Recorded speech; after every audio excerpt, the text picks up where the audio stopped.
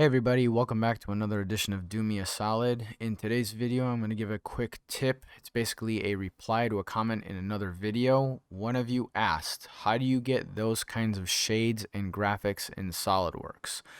Well, I figured I would start it off by answering in a video instead of writing a paragraph to that comment, so I'm going to explain this for everybody. First off, what I would do is I would take a look at the hardware that I'm using because that definitely has an influence on the quality of the graphics that I'm using. So first things first, I'm using an Asus ROG Strix B550F gaming motherboard. Mine is Wi-Fi enabled, and this does come without Wi-Fi enabling, and it also does come with a cooler option. And the other more important piece that I'm using is the NVIDIA Quadro K2200's graphics card. I did previously have a GeForce GTX 330, and that one did not work in order to get these kinds of graphics. So it really does matter, and this is the combination that I'm currently using, so that's something to take into account before we even dive into how to do it in SolidWorks. So here we go.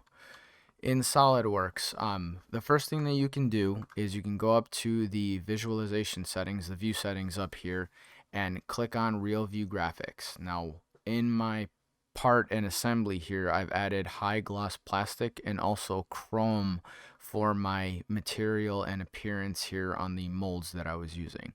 So that's the first thing that I would do.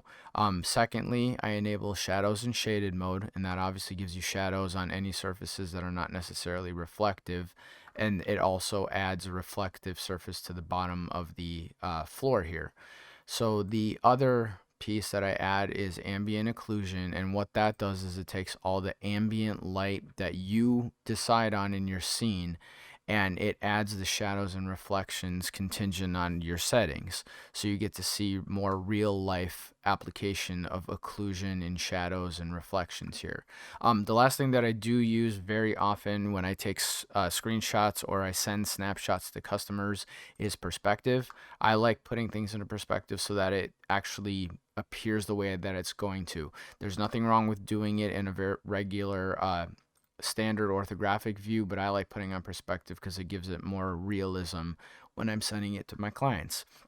So I hope that this answers the question. I will link this to the comment that was where the question was asked. But if you have any further questions, please feel free to leave the comment.